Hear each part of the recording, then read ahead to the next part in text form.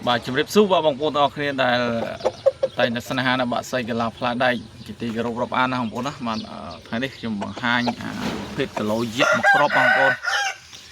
và món này phết món casino bột đó mà món nôm trâu đó không bột món Việt Nam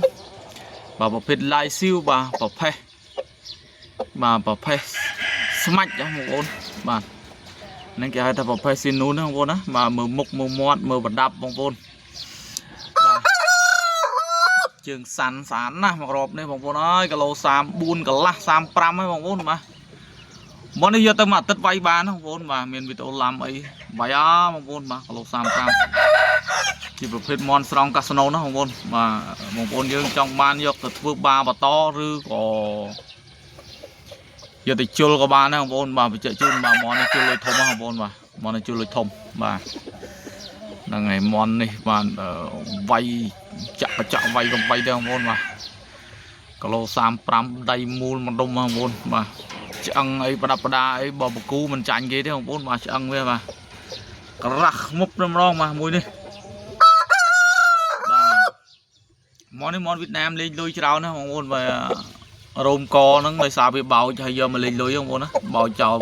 មួយកណាត់ឥឡូវដុកពេញវិញបងប្អូនបាទដើមដុកបាទពេញវិញហើយបាទហ្នឹងប្រភេទសាន់បងប្អូនបាទគីឡូ34កន្លះបាទ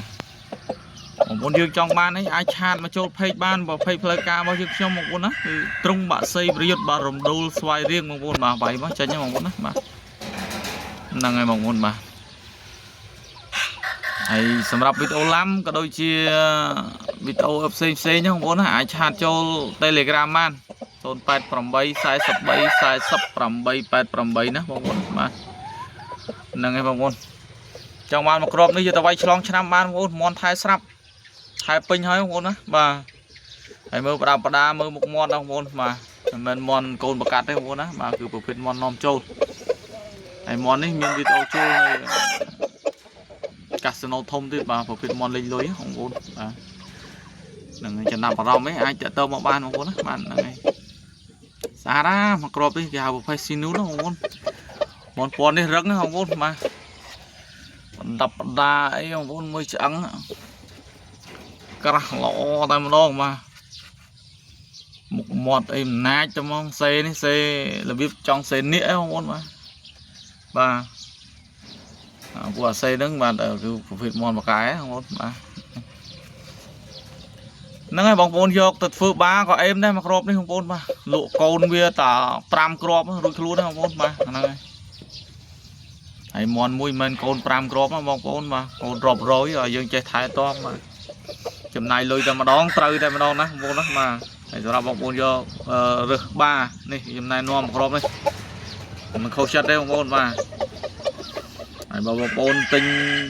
លំអល្មមយកទៅប្រកាត់អានេះវាខាតពេលបងប្អូនបាទមន់